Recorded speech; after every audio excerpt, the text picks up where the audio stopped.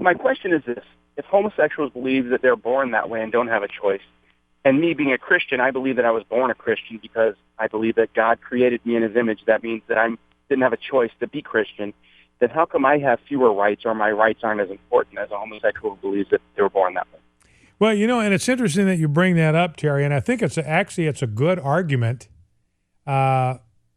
Because you can use it with almost anything. If you're in an argument with somebody who is arguing on behalf of the homosexual agenda and say, I didn't choose this, I wouldn't choose to live like this, who would choose to live like this, I was born this way.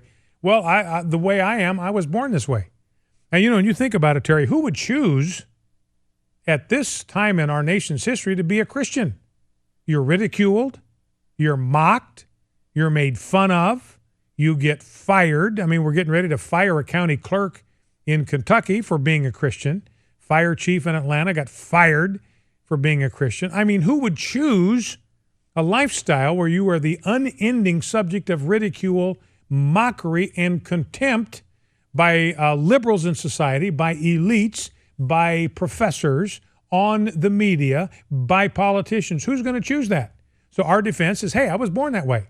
And they have to, they got to say, okay, well, yeah, if people are born that way, maybe you were born that way. I really can't argue with it. So, I think it's a good argument to make. I mean, we know that our faith is a matter of choice, but they believe everybody's born. They're just born a certain way and not a thing they can do about it. All right, Terry, I think that's a good idea. I think that's a line of argument that is worth pursuing with folks. Even, let's say even I think most of us have an instinctive, I think revulsion is not too strong a word, to the act of homosexuality, what actually happens when homosexuals come together and engage in sexual congress.